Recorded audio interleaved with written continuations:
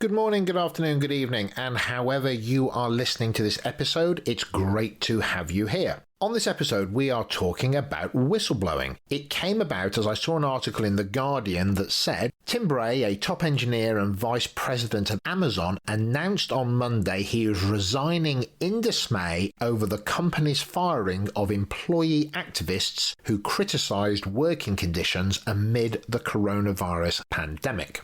It made me think, when is it okay to whistleblow? On this episode, I have the great and powerful Kevin Green and the insightful and tenacious Stu Trevena joining me in the conversation. On another note, I have some great guests that are being lined up. Patricia White, the CEO of the charity Suited for Success. Paul Foreman, COO at Formica. Kath Possamai, CEO Recruiting Group British Army. Major General Paul Nansen, who's the Commandant at Sandhurst, the Leadership College for the British Army. And Dave Ulrich, the HR guru. Others coming online as well, but those are some great guests that I'm looking forward to interviewing, so you'll be able to hear those sooner rather than later. Exciting times, right? Enjoy the podcast. Welcome to Leadership Bites with your host Guy Bloom, a leadership podcast, conversations, just me talking and occasional interviews. Check us out at livingbrave.com, and when you enjoy the episode, subscribe and tell everyone.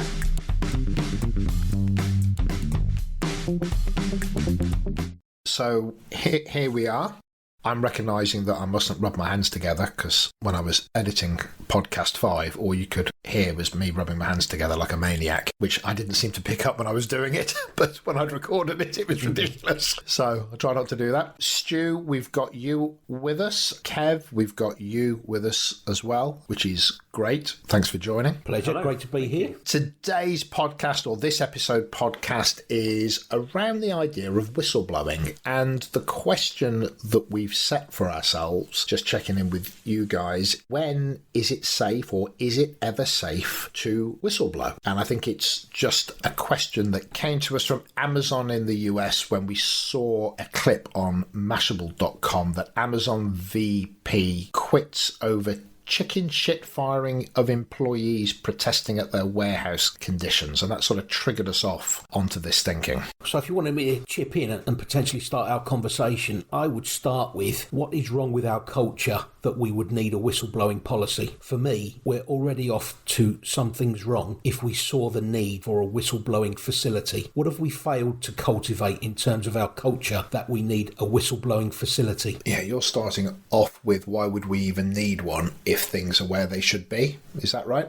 Yeah, if I'm top of the tree at an organisation, I am responsible for setting the tone for culture and how that permeates the whole of the company, the whole of the organisation. So what is it that we've potentially missed in terms of how we lead, how we manage, how we performance manage, how we create safety, to speak openly and frankly? What have we failed to achieve that we now need to consider we need a whistleblowing policy or facility? Why do our people feel so unsafe and insecure that they need an anonymised process for letting me know what's wrong at my place? So there's a few things going on there. One of them is, even if we think the environment and the culture is fabulous, would it be wise to have one because there are some people that may be behaving in a manner that requires an anonymous process to exist for somebody to be able to talk about them if they, for example, are a bully or penalised. So it might be interesting to, should we have one, but actually what would the repercussions be of not having one, even if the environment was a good one? I think in any other situation where wrongdoing is happening, you'd like to think there's a voice that could be shared somewhere else. You use the word bully, whether it's a school bully or something we see out in the street and we involve somebody. I think the fact that it's an organisation doesn't really take it off limits. I think the behaviour is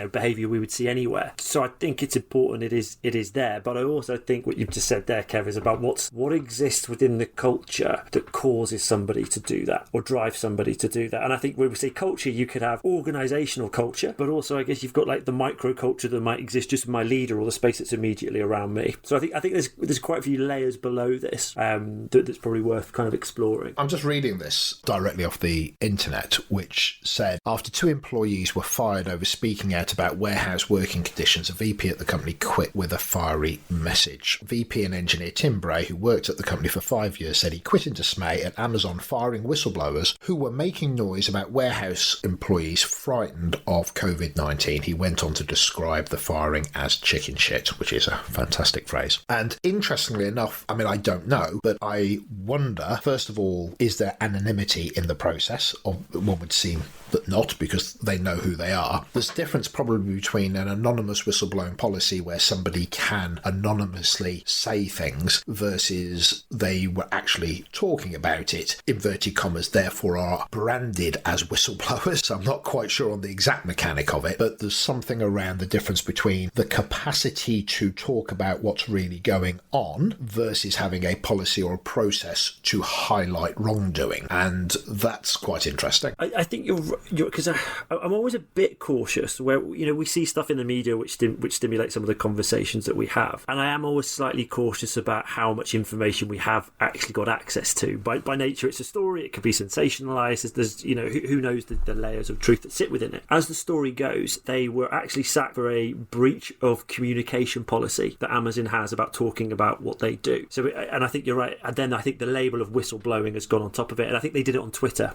I think is where it was. I've read in the story apparently subsequently, because you're right, they were commenting on about safety in the warehouses, and I've said allegedly since this has happened, safety has increased within the warehouse. So there's a little bit for me that's kind of, well, was what they were saying true, and we've had a reaction around it? Have we responded because it's in the media and we've kind of had to, and now we're being held to account externally, and it could be bad for our brand reputation or whatever it might be. But there is also I quite like the VP that's gone. I really like that. I met a CFO of an organisation, and he was talking about when sometimes he'll get torn. And what he means by that is if he's given his views about something but the business wants to do something else, he would always say he's torn in his decision, but he would always say, as long as I had an opportunity to share my view, if the organisation still wants to go in that direction, it is within my role, I need to then get behind that, as long as I've had the ability to share my view. But he also said, unless it goes against my moral compass, and if it goes against my moral compass, then I need to make a different decision. So I think, I know we're taking it slightly off, but I just think for the VP that has gone, there's something about what he signified around that, which I think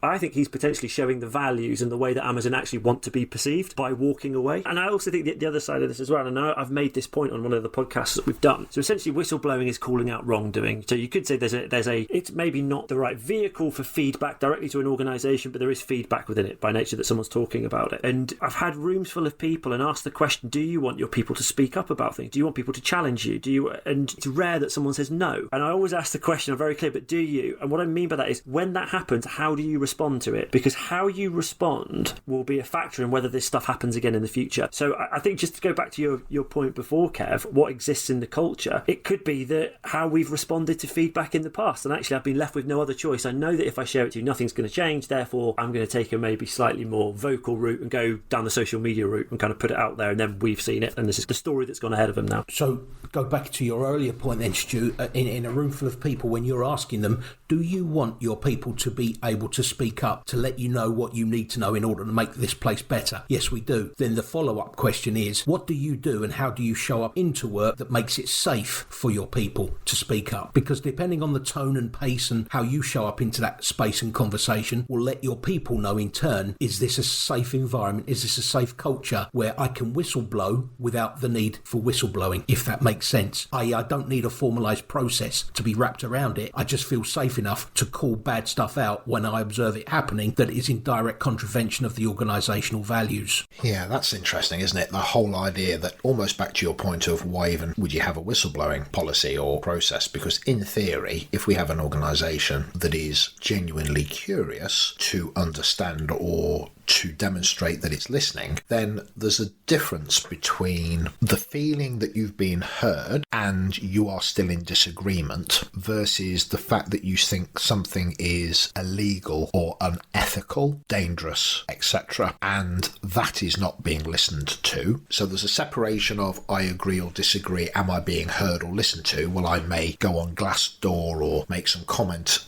by leaving in that way, or employee surveys or whatever that might be. But on the whistleblower side, it's more down the line of not just do I agree with policy or process, but something is fundamentally wrong. Somebody's being bullied, there's theft, there's some sort of criminal offence, there's a social injustice, there's a health and safety issue. It's beyond my job role, it's fundamentally wrong. And that is then around that safety capacity. For it to be anonymous would mean that we believe, or I believe intrinsically, that I might be at risk. And that risk may come from, even though it's not a risk here to do it, I may have heard of other colleagues in other organisations where it has been a risk. So I'm unproven here. So I do want that anonymity because I don't have any evidence that it would be okay to yet, versus the fact that there's been historic evidence where you've said something, you've been penalised for doing so. Yeah, I agree with that. And I think it's, if we just took this back a moment, so let's just kind of go, if we could almost take Amazon kind of back in time and have Jeff Bezos or his senior team, whatever it might be, and ask them the question, if there was something going on within your organisation where people felt physically, emotionally at risk, or the environment was, or whatever it might be, there was some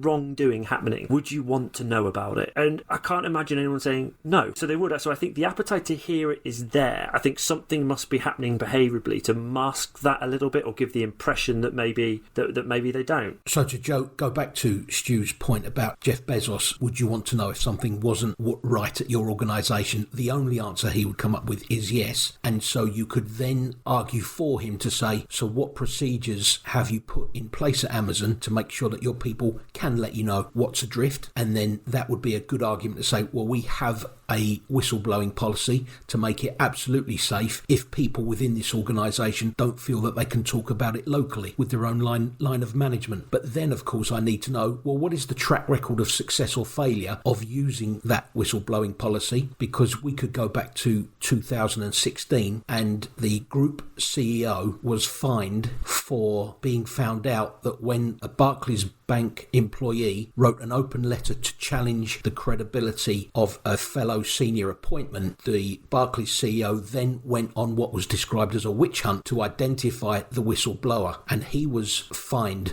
for that behaviour. So if you have a whistleblowing policy in place, I now need to know, is it safe to use it? Because a large organisation like Barclays has shown themselves to be capable of instigating a detective type process to find out my identity, and that's another ball game as well. So part of this is multi-layered, isn't it? There might be a process, but then there also has to be a protection of that process, a safeguarding of it, because actually the larger the organisation, well, maybe it's not the larger the organisation, but I can imagine the larger the organisation, then at local level, the greater the distance between the intent that a senior team may have and the reality of what's being done out of sight and out of mind. So that vigour might be the word that some organisations have for health and safety. So if you're in the construction industry, there is an enthusiasm for health and safety. There's a rigour and a vigour for that people need to go home safe. And in some respects, if you've got a whistleblower policy, it's almost, to me, it's more a vocational safety maybe, and an emotional safety that says if you do this, you don't need to sit as being the person who knows something or being the person that's suffering something any longer than it takes you to understand what the policy is. Because actually, not only do we have it, we rigorously, I'm using words that seem to rhyme, but we absolutely focus on that as being something that we see and can demonstrate is fundamentally important. So did you work in religiously as well? I was thinking about it. I could have done that. Vigorously, rigorously, and religiously. You sound like you're getting progressively drunker through that. I don't know. I've had quite a lot of coffee, so anything can happen.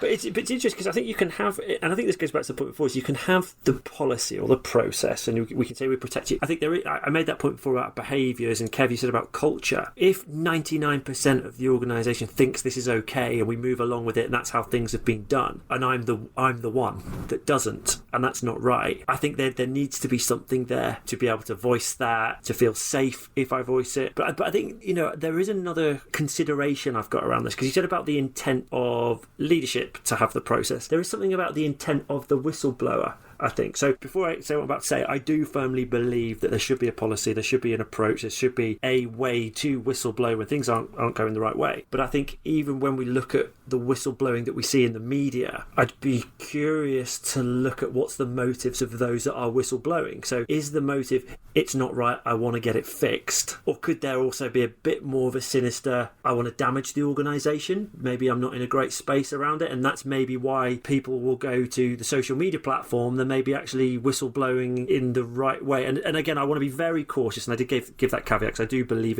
we should have one there. But I guess again, if somebody's leaving with a motive of doing damage, what's gone on internally to drive someone to do that? Do you know what I mean? It's almost, and I think that's maybe what we see sometimes in response to that is kind of damage limitation. And again, I think what we also see is sensationalized versions of whistleblowing, and the way it's portrayed quite often is the organisation is bad, and there's a bit of a tainted perspective given to it. Well, if somebody is whistleblowing, it has evidence and it has data around it, and it stands up to some form of scrutiny. If somebody is, inverted commas, lying and using the whistleblowing policy as a way of trying to manifest it as having greater impact, then it should stand up to investigation and to scrutiny, I would have thought. Yeah, and I guess if you follow a policy, what I mean is where you see someone will go on social media. So I haven't gone through a policy, I haven't done it for that. Maybe I've gone out there and I've leaked. I've said leaked. That's probably the wrong. Do you know what I mean? Because I think this started. It wasn't necessarily a whistleblow. It was a couple of individuals who put something on Twitter about their experience. There's something around the motive there. So yes, so there's one of two things going on there then, isn't it, if I'm hearing you correctly? One is I have tried the whistleblowing process and it hasn't manifested in any form of change. So I've been blocked, ignored, or whatever that might be. Or if I'm hearing you correctly, I've bypassed it completely and I'm just going to talk about it in open forum, which would be unfair because Amazon would have the right to say, probably, listen, bring it internal first and at the very least utilise the process. So it'd be interesting to know whether or not things have been said or spoken about internally. And listen, says the person who's not there and knows anything other than what's in the news. I have this sense there are organisations that take these things incredibly seriously, and those at a local level where they are pushing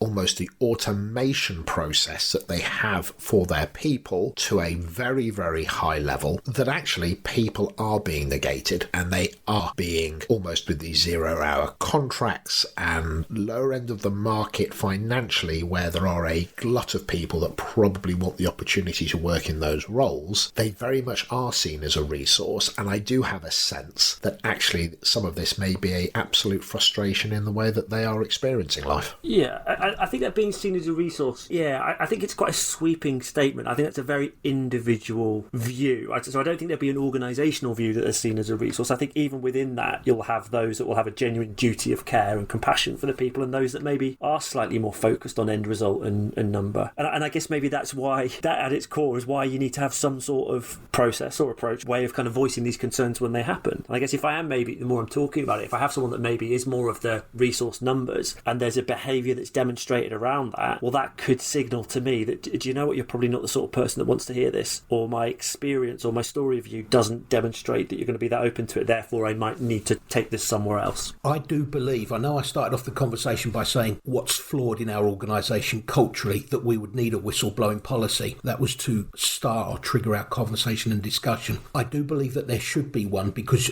in an organisation the size of Amazon, Jeff Bezos can't possibly hope to control every single microculture in his business. So yes, I believe that there should be one. Also, to Stu's point earlier around in some way for the protection of the organisation itself, i.e. some people will use the whistleblowing facility as a crutch to lean on because they've stopped contributing and are now looking to escape their duties and responsibilities. Well, here's the way I can get out of doing my shift. I can use whistleblowing and I can be malicious. So that can protect the organisation from that as well. So I think people generally have 4 different options. Number 1, do I belong in an organisation where I can speak openly anyway? If it's no, well, there's still some bad stuff going on and I still want to call it out, and I work for an organisation with a whistleblowing policy. So so I will use that. Can I trust it though? Is there a track record of success or failure when other employees have used it? Don't know, but I'll be cute and I'll be clever and I'll protect myself and I'll play my hand as it's been dealt. And of course, number 4, the option is we can use the vice president example at Amazon, and you can decide that it's crossed your boundaries, it's negated your own compass, and so I choose to leave the organisation. So there's like a 4-step map that everybody has an opportunity to use.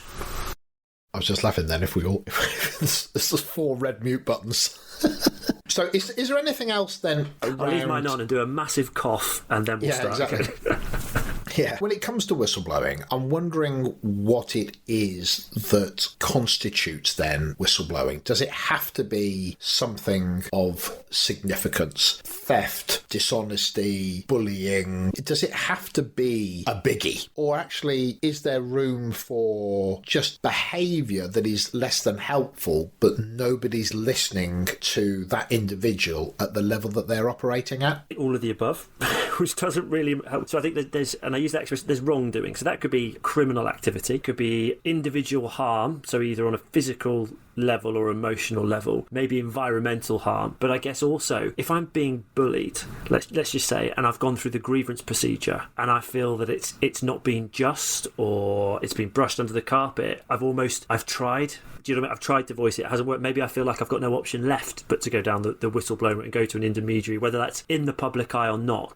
So I think it's all of those above examples together. I don't think there's a specific, it has to be at this level. People are dying or millions are being impacted, case by case, which maybe is why that we should protect it as a process and as a means for people to raise their voice. I don't think that it does have to be a biggie. For example, I want to use the whistleblowing policy now and framework to say that my boss doesn't say hello and good morning to me. You what? You're using our whistleblowing facility to say that the boss didn't say hello to you. Well, when you find out that he systematically says hello and good morning to every single other team member daily, but never says good morning to me, flipping it, well, I get that. So the appearance of a biggie could be a smallie. But... You should write policies, mate. You should definitely get into policy, right? But it's still real, you know what I mean? I do want to see the policy document that goes defining biggies and smallies.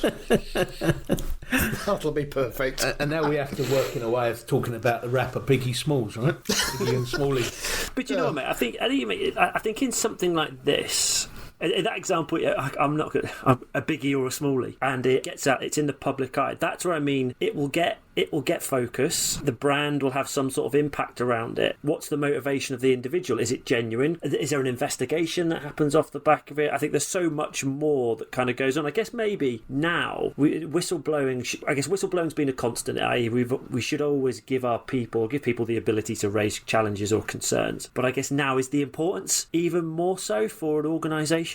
Previously, whistleblowing, unless it was a biggie, might have gone relatively unheard of. Whereas now we've just seen it. The whole Amazon, this whole podcast is based on an individual gone home, tapped out 40 characters. I'm not even sure what the tweet limit is now, number of characters, and it's global news. It's caused the VP to resign. 10, 20, 30 years ago, another organisation, what would that have been? A letter to the paper that didn't get published, and we kind of moved on. So I think there's the importance of it, I think maybe for an organisation leadership has changed because of the power of the voice that I now have. And maybe that's the thing with whistleblowing. Maybe it's the power I have when I whistleblow has maybe sat more in the individual that's doing it than it ever has done before. Yeah, the footprint is deeper and much longer lasting. That's really true. Maybe you only hear about a lot of these by exception. You don't hear about where they actually work very, very well, i.e. somebody whistleblew on Tuesday and the company took it seriously. And how would you go about measuring the results of a whistleblowing facility, i.e.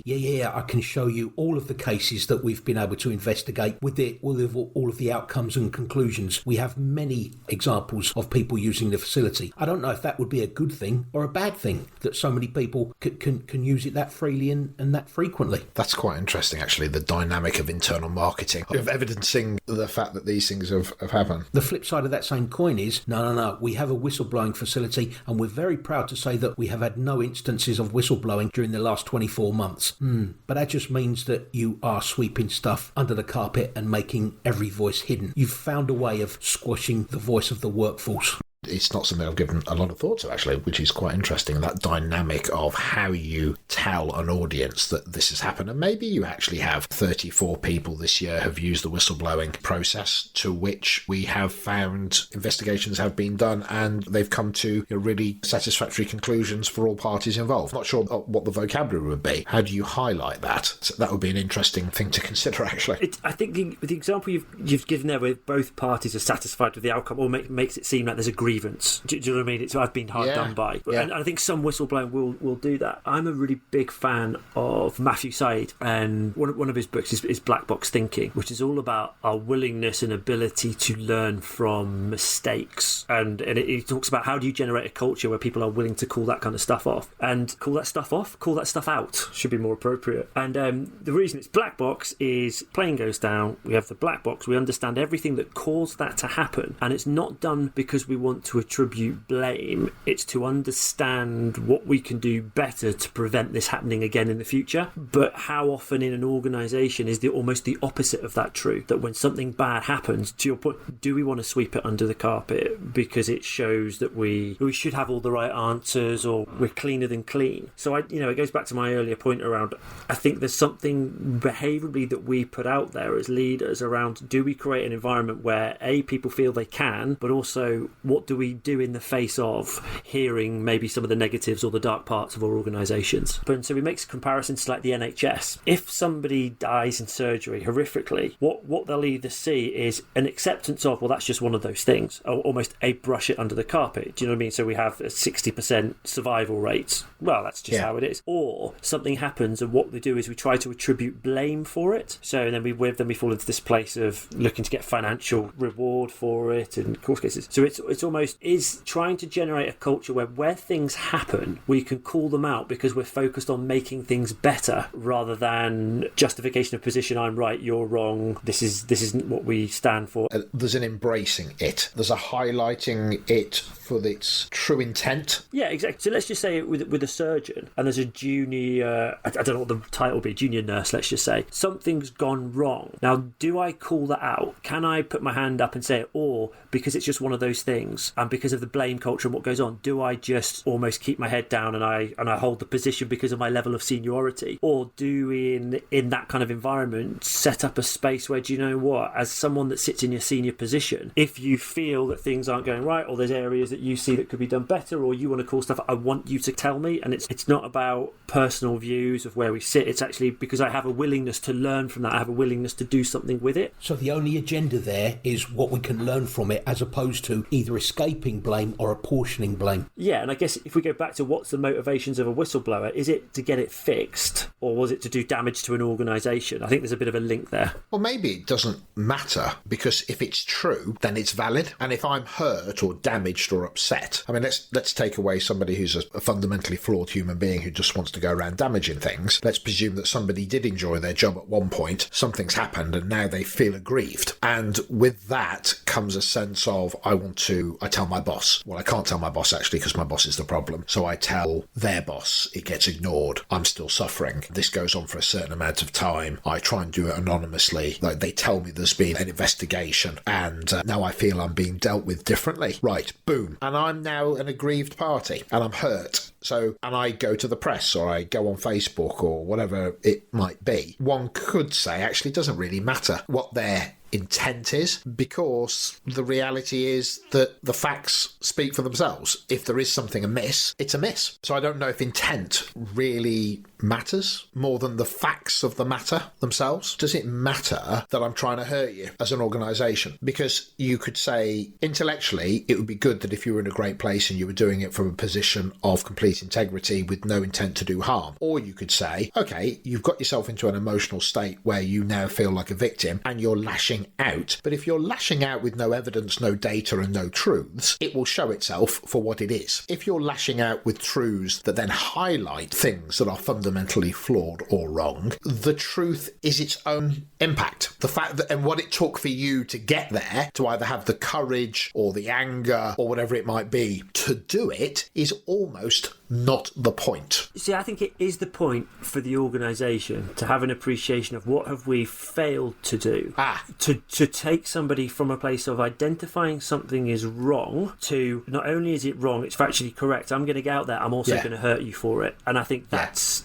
So I don't think it's negligible. How did it get to this? Yes. How did it get to this? Yeah. Right? Because actually, if it turns out that they are right, and I'm senior, and the bigger the organisation, I may say, or maybe that's, I keep saying that, but maybe that's not got anything to do with it, but I'm at that very senior level, I'm slightly distanced from the reality of what's going on the everyday. What the heck is going on that happened? Yeah, right. And how did this individual get to that point where they were so miffed they had to do that? Yeah, and I guess to go to that rhetorical question earlier on, would you want to know if something was wrong in your organisation because you've got a duty of care? Would you want to know if something was wrong in your organisation because if it gets out, it's going to hurt the organisation? It's a slightly different position you're going to start thinking about and kind of taking there. Now, I know a lady who works for a very, very well-known organisation, and she was experiencing sexual harassment, and she had joined the company. She'd been there a very short space of time, and she was in her probationary period when this started to occur. Fantastically, is intelligent enough and strong enough as a human being, so she dealt with it by reporting it. And the response of the organisation was to do an investigation, and once it had been proven that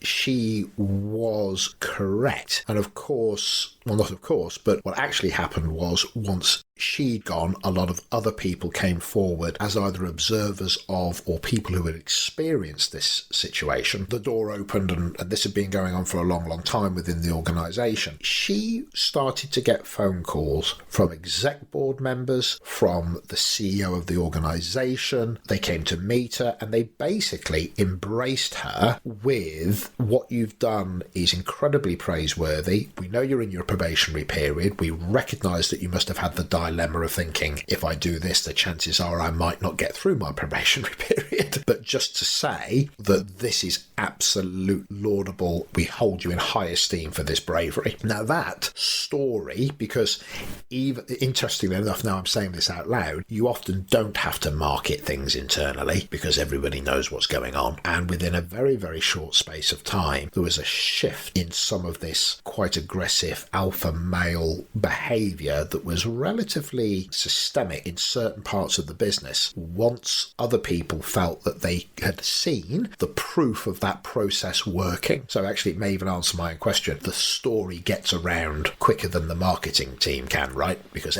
somebody knows, and once somebody knows, they tell their one confidant, and boom, that spreads virally. Just hearing myself tell that story, I recognise that there's a strength sometimes in coming forward, as much as there may be an anger, and the reaction of the organisation really tells everybody whether or not it's safe to do this. That's a great story. I love that she came from a position of her own strength, spoke up, and as a result of her success, I now know, because of her brave action, that it is a process supported by the employer, the organisation at the highest level, and that you've now made it safe for everybody else to use it should they have genuine need to. And that's why it gains momentum and traction. The question that we posed at the start was, when is it safe to whistleblow? Just to be alert to that was the starting point for this, which is, I don't know if it is ever safe to whistleblow unless you have a relatively definable, observable evidence piece that it is. And if there is evidence that says, if you do this, then there is a safe space around you to